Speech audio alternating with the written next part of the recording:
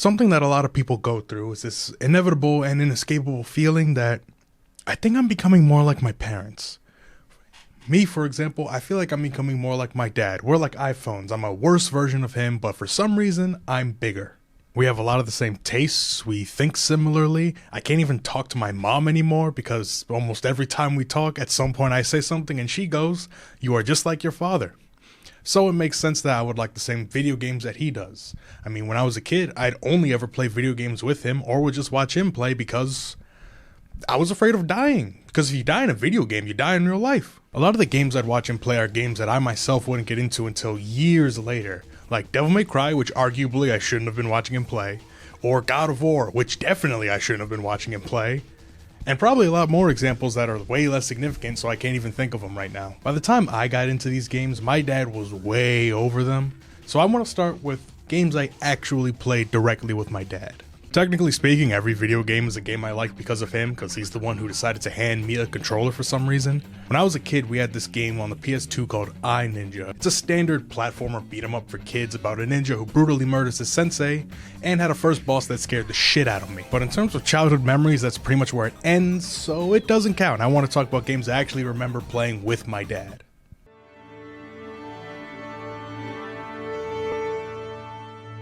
Most of my memories as a kid with gaming come from the PS3, and more specifically, demos on PS3. I remember we had the demo for Lego Indiana Jones. I think it was just the first level, but that doesn't matter. We liked it a lot, so naturally, we went out to go buy the game ourselves. We walked over to a Micro Center, and they didn't have it. They had Lego Star Wars, which I was not happy about. I was devastated for one main reason, and stay with me here. I was a kid, so I was stupid. And I didn't like things if I wasn't familiar with them. And at the time, I knew nothing about Star Wars. Hell, I thought it was Transformers. Now, please forgive Kid Me for not realizing that Star Wars cross Transformers is perhaps the coolest idea anyone could have ever, and I don't know why that hasn't been a thing yet. But I wasn't very happy until we got home. When we got home and started playing Lego Star Wars The Complete Saga, we liked this game so much that for a while, we were buying every Lego game that came out pretty much without question. I wasn't into any of these series. Lego games are what got me into them, but we were just buying them because they were really good. It's not an unpopular opinion, but I do share the opinion that Lego games were way better before they started talking. It made it feel more unique. The cutscenes were a bit snappier. They had to be a bit more creative with the presentation. But I'd go so far as to say that Lego games were better when they were direct adaptations as opposed to original games. Don't get me wrong, I love Lego Batman, and even Batman 2 and Lego Marvel Superheroes, and a lot of the games pass when they talk, but there's something about the way they had to recreate these cutscenes in Lego form and without dialogue, and keeping a second person there to be player 2, that's just way more charming than anything that came after. We eventually would go on to buy Lego Indiana Jones, but Lego Star Wars is always going to be the one more special to me, to the point where I didn't even buy Skywalker Saga because there was just no hope for it. There's no way, I don't care how good it was going to be, it wasn't going to live up to the golden standard that I had set in my mind because it's a game I played when I was, I don't know, 6? And this actually leads into something that has nothing to do with my dad because it has to do with my mom. So around 2015, when The Force Awakens was about to come out, I didn't really know how, movie releases worked. I thought it was like concerts or Broadway shows, where something as popular as Star Wars, yeah, you're not getting tickets to that, even though there was a movie theater that had tickets to everything because it wasn't that big of a theater. I didn't really care if we went to see it or not. I mean, it would have been cool, but I wasn't super interested in the trailers. But the whole talk about Star Wars, I started playing Lego Star Wars again, and my mom noticed and bought us tickets to go see the movie. Just understanding that there was a part of me that was like, yeah, it'd be super cool to see the movie, and I was in a Star Wars mood. That was the coolest thing anyone has ever done and ever will do. Another game I spent a decent amount of time playing with my dad was various Call of Duty games. Now, should a child of my age been playing these games? No. But now that I'm an adult, my favorite is the one so brutal that there were parts of the campaign my dad wouldn't let me look at. Nowadays, Call of Duty is a necessary evil in our lives. I mean, we both still buy them because we split the cost, but we both know that they're not worth $70 a year just to get some mindless fun out of shooting people. I mean, it's okay, they're well-made games, but back when I was a kid playing Modern Warfare 2 and Black Ops 1, that was something special. Hey, remember the PSN hack of 2011? I don't. I was 7. I didn't know what internet was. It was a big thing at the time, or so I'm told. And as compensation for this terrible thing happening, Sony gave out a couple free games. One game, I have no idea what it was, I don't remember. And another game was a little game called Infamous, which my dad had already bought, so he was actually pretty mad about this. And I can't blame him. I mean, we've all had the moment of buying a game and then, oh look, next month it's free on PS Plus. But my dad was super mad, so he complained to them, and what do you know, they gave him a refund. I don't know if they still do that now. I don't even know why they did it last time, but hey, we got Infamous for free. As good as Infamous 1 is, it's not the game I want to talk about. See, we both really liked Infamous 1, even though I never got past the Neon District. I was a very simple kid. But when Infamous 2 was announced, we were very excited. I mean, we watched all the trailers, I think. And that's pretty much all Kid B knew about pre-release hype. So we watched all the trailers, and then what do you know, the game came out. I come home from school, my dad's playing it, and he stops to let me play it, and man, the intro of that game was burned into my little, what year did that game come out? Was that like 8 maybe? Like 8 or 9? My child mind was blown, which is impressive because I didn't have any of the hype coming from the ending of Infamous 1, which was awesome. But man, I had just learned about the Beast 5 seconds ago, and you're telling me he's here already to run the hands? This is the first time where a game had established stakes for me. I knew what was at risk. I knew how important the story was. And the good ending of this game, because I didn't get the bad ending because being evil made me feel bad, but the good ending of this game is the first time a game had me like, damn. I was in school thinking about the ending, man. Thinking about the credits, the experience, thinking about what happened. I couldn't focus on anything, and don't even get me started on the vampire DLC. The last game in series I want to talk about that I mainly played with my dad is Borderlands. We were and are huge Borderlands fans. Yes, we saw the movie. No, we didn't like it. Dear God. Badonka-donk. My dad has 2,006 hours in Borderlands The Handsome Collection. That's the collection of 2 games. I don't even think he's played every character. Something about this game just keeps bringing him back. I mean, I know it's like 72 levels of character, like 10 characters across the 2 games. I mean, it's easy to see the replay value, but like he will beat the game and then beat it again immediately. I don't even do that. I play the games again occasionally, mainly 1 and 2. I haven't touched pre-sequel in 1 month because I started it, but I haven't beaten it since the first time I beat it, probably back in 2015. We first picked up Borderlands at some point between it coming out and the sequel coming out. I don't remember how we ended up owning Borderlands, but I was super into it. I love the characters. I loved Claptrap. I didn't get very far in the game at all. As much as I liked Borderlands 1, and there's a lot of it that's super unique to Borderlands 1 that you don't really get in the sequels, the original release was pretty rough when you were a child. I didn't like the compass. It didn't help me get around. I didn't like doing side missions, so I was always under-leveled. I don't even think I got out of like the arid Badlands. That's how little I realistically played it.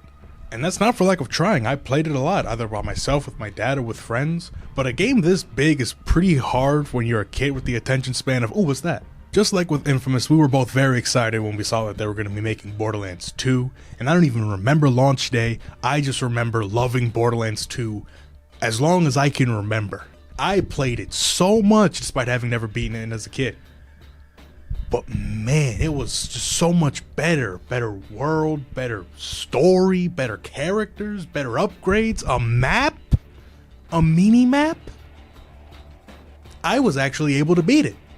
Once as a kid. I've beaten it multiple times as an adult, but for Kid Me to have beaten a game like this, I don't think the series is ever going to reach the high of Borderlands 2 again, but pre-sequel is certainly an attempt. We followed this one again from reveal to release, and that's about it. I mean, I remember playing the game on launch day. It was super cool. I liked it. I could play as Claptrap, my favorite character. I was in elementary school, leave me alone. But yeah, it was fine. It's more Borderlands 2. If you like Borderlands 2, you're probably gonna like pre-sequel because it's the same game, just a less interesting map, less interesting story, less interesting characters, less to do in general. It's really just DLC that got too big for its britches. But man, for a 5th grader who thought that Claptrap was the pinnacle of comedy, I liked it. I still like it. It's just 2 was always gonna be Borderlands 2. The first time a game really wowed me of that scale. And pre-sequel just couldn't live up to that. As much fun as the environment, anti-gravity, and the cryo element were, I mean, cryo's a much better element than slag. Slag sucks in guns. I don't like slag weapons. I'm so glad that it kind of just got moved to like a support element and not something in your guns. Cryo was awesome, but it couldn't live up to just a lot of pre-sequel being questionable in hindsight. I mean, when I'm getting confused about the lore that you made up one game ago, it's not generally a good sign. We both played it a bunch, but we both kind of know that while it's a decent enough game, it's not as good as 2, nor was it really trying to be. I mean, they outsourced it to 2K Australia so that Gearbox could focus on Battleborn, and Randy Pitchford could focus on tweeting about Battleborn porn because he was jealous of Overwatch. Oh, a thing I forgot to mention about Borderlands 2 was that they actually almost completely lost everything they had of the game if it weren't for Randy Pitchford, who had a backup saved on a flash drive or a hard drive, I don't remember. Anyway, look up Randy Pitchford flash drive to find out more about that. The last part of this story has to do with Borderlands 3. We heard that Borderlands 3 was going to be revealed at PAX East, and what do you know, we live in Massachusetts. So we went to PAX East, and we didn't get to see the reveal because the theater was full. But we still had a good time. It was nice to spend a day with my dad at PAX. We ended up watching the reveal on our phone at like a McDonald's, I think. But it was awesome. I had been waiting 5 years, which when you're 15, that's a lot of years to be waiting for a video game. And it was finally here. It looked so cool. All the new guns. Brick had a saxophone, I think. And then also the announcement of Borderlands 1 getting a remaster, which we had been asking for since the Handsome Collection came out. It was an amazing day. And while I give Gearbox and Randy a lot of shit, I remember them mentioning specifically that they announced it when they did because they don't like announcing games far off from release. And while Randy Pitchford can go fuck himself, I wish more people did that. I'm so sick of seeing these announcement trailers for games that arguably don't even exist. What's the point? You're getting me excited over nothing? Something you might not even deliver?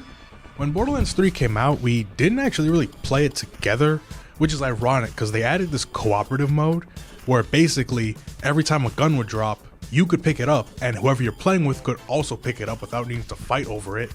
And it would scale the levels so that no matter what level you were at an even match playing with your friends. So if your friend was level 5 and you were level 30, you could play with them and you wouldn't just be stomping over all the enemies, one-shotting them and getting no experience. And if they played with you, they wouldn't be getting one shot and just hopelessly fighting for their life. Now, I haven't played Borderlands 3 since my first time playing it. And it's not because I thought it was bad, but I definitely didn't like it as much as I was hoping for. I definitely enjoyed it. I mean, it's a 30-hour game. I would not have beaten it if I wasn't enjoying it for most of that time. But even then, I knew that it was a noticeable step down from Borderlands 2. Better than pre-sequel, but that's kind of just because it was new. It was like an entirely new engine, new look, new guns, new characters. But I couldn't ignore the step down in quality. And maybe that's on me for expecting this game to live up to the expectations set by a game that I played when I was 8 years old. Of course it wasn't going to. I had no standards when I was 8. There are a lot of things I remember not liking about the game. The most obvious being that it's just not as funny as the other Borderlands games. While I think that people highly over-exaggerate how bad the humor is in these games, 3 is definitely the worst, and it's not even arguable. My first theory as to why the quality dipped so much is the way that meme culture has changed. Like in 2012, you could be like, oh, I'm slacking off of work, I'm supposed to be like writing an email, but I'm watching cat videos, and that was relevant for years. That was what the internet was. That's how people talked on the internet. It was different. Memes lasted forever. When Borderlands 3 came out, memes lasted a month, maybe. So a lot of what probably happened was they thought, hey, wouldn't it be funny if we named a gun the Big Suck? And by the time they finished writing that code, people didn't think that was funny anymore. And a lot of stuff like that is also minor. I think people overplay a few of the bad jokes, specifically with Borderlands 2, like the boner fart thing. That's not funny because it's boner fart. That's funny because Hammerlock is this gentlemanly figure. He's super proper. He's a gentleman. He's a scholar. He's a hunter. And he's so annoyed at trying to rename this creature that he's just like, you know what, fuck it, just call him something stupid like boner fart. That's what's funny. It's not that he said boner and fart, which are two very funny words. It's who's saying it and why. It's out of character. That's why it's funny.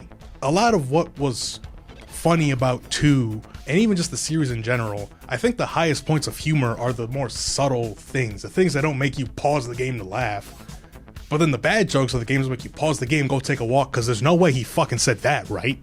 The second reason I think the writing is so bad is the Calypso twins being the main antagonists. See, Handsome Jack is a legendary villain. I mean, he's funny, a lot of it was improv, but even beyond that, I think he's also a well-written character.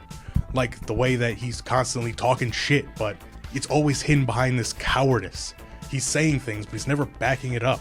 And he never overstays his welcome. He has quick one-liner things, like he'll come and say something sarcastic and dip, or laugh about how sadistic he is and it's sort of just fucked up, but he's never like overbearing, constantly there, and it doesn't overstay its welcome. It doesn't get old ever because he's always saying something different or raising how like sadistic he really is, or like, again, like ironically acting super cowardly even though he's talking big, or like the way he rewrites history in that one side mission. It's not like super like huge hilarious, but it's entertaining, and it's not a presence that gets old as the game goes on, especially as he shifts as a character. After Angel dies, he starts getting pissed. He's way like darker, and it's interesting. He's an interesting character. He feels three-dimensional. The Calypso twins don't. The Calypso twins are live streamers, IRL streamers, my least favorite kind. And to be fair, they're perfectly written as that kind of IRL streamer. They are so annoying in the exact same way that these real people are so annoying. They are beautifully written to be pretty much exactly as these streamers that are just assholes and no one likes them, yet they keep getting attention for some reason and they have a career out of this.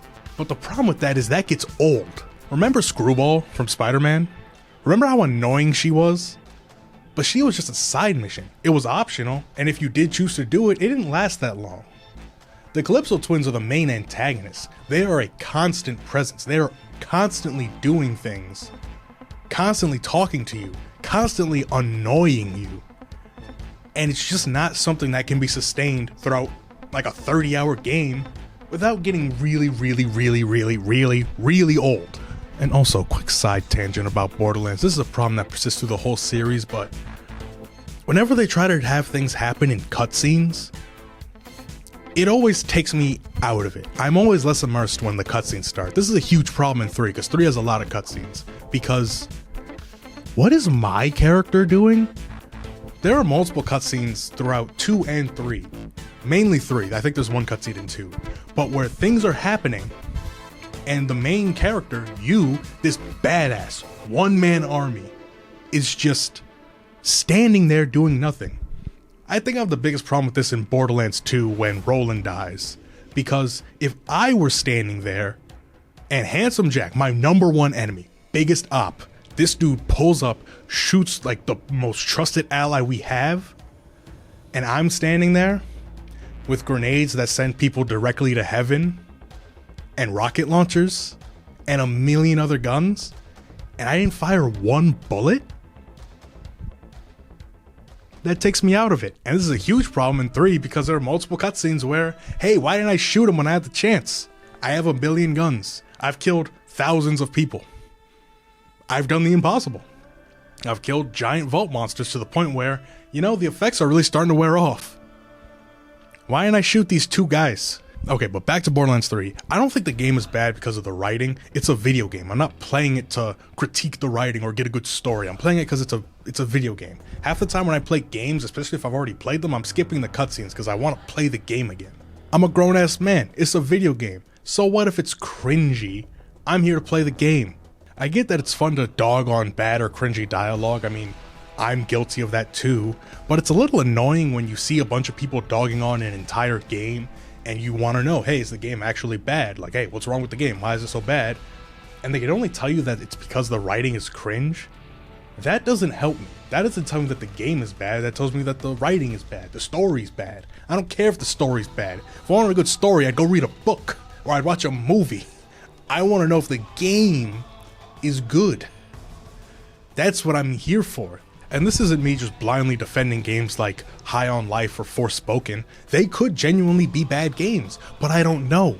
Because whenever I ask what's wrong with the game, people who haven't played the game just mention a clip they saw on Twitter and are like, see, it's cringe. And like, yeah, I get it's cringe, but like, what about the gameplay? It's a video game. I want to know how it plays. Sorry, I get very angry about stuff like that because I think it's stupid and I don't like it when people do that, especially when I want genuine answers as to why games might be good or bad. So the real reason I don't think Borderlands 3 is as good as 2 or even in some scenarios 1 is because after a certain point the game gets kind of boring. Like, I'd be finding legendary weapons that are worse than guns I got when I was level 12. It's just this weird thing, and this is kind of true with the remaster of Borderlands 1, but I always feel like I'm never finding new guns that are better. I don't have like a constant rotation of, oh, but here's some new guns that like, oh, this does this, it makes me want to swap out and try this. It's always just, oh no, this gun you got like when you started the game is actually way better. And then the other reason, the real reason that Borderlands 3 was so draining for me and probably why I haven't gone back is, my god, the boss fights. Most of them I don't even really remember, but the vaults, these took forever. They are just bullet sponges. They do not die when they're supposed to.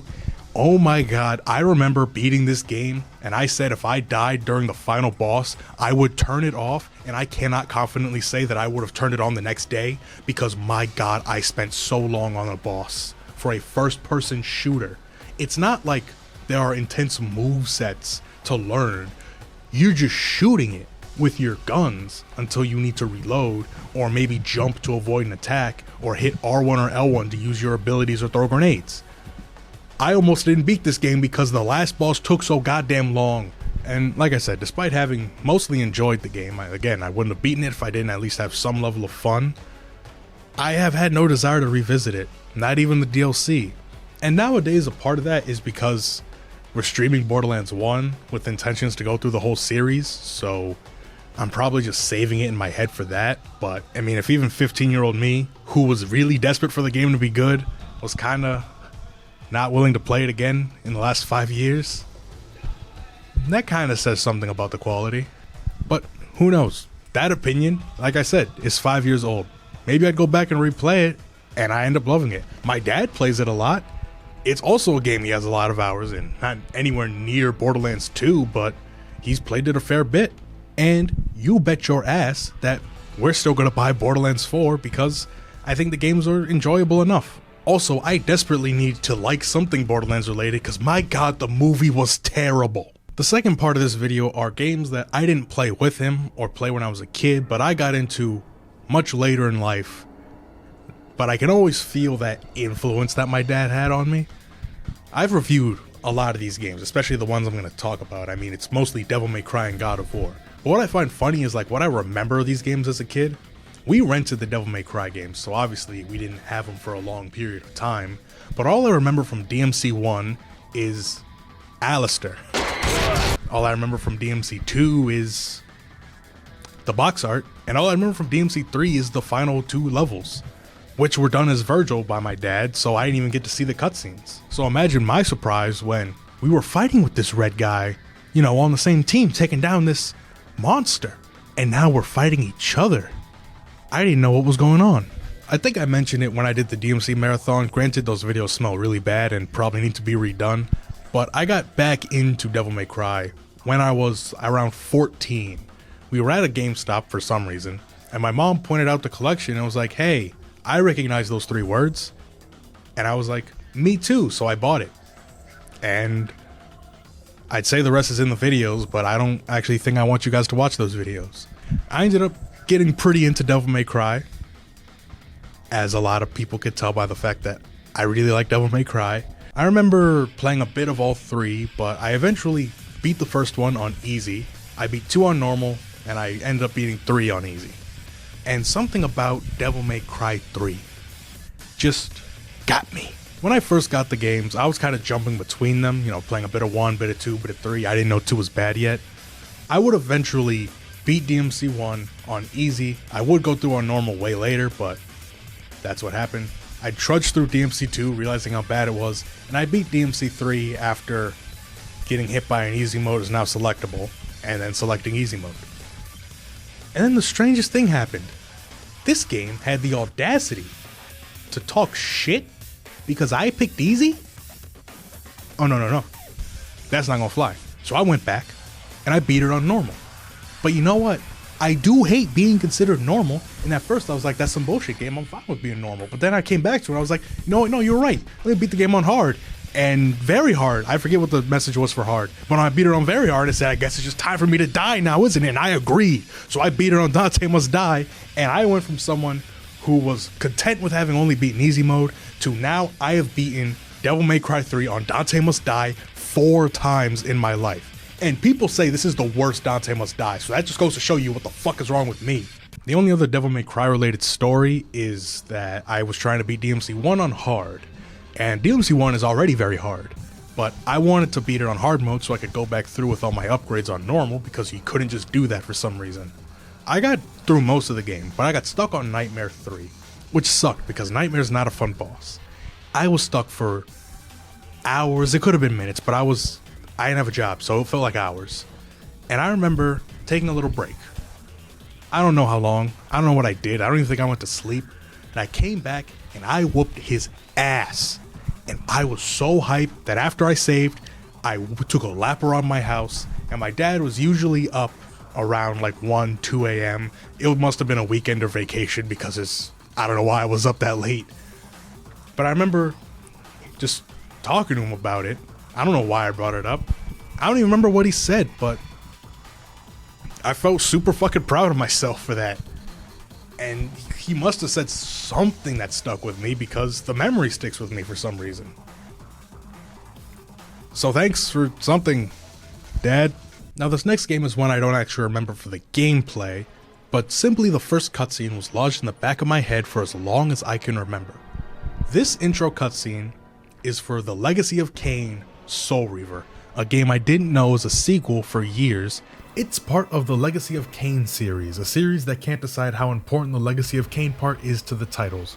The first game is Blood Omen, Legacy of Kain, where it's the subtitle, but the next game is The Legacy of Kain Soul Reaver, where it's taken the main series title.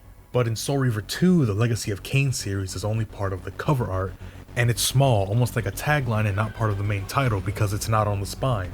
Probably because it's more of a sequel to Soul Reaver than Blood Omen, it takes place immediately after, which is to say it's the second game in the timeline and also the third and the fifth, and we're only 3 games in.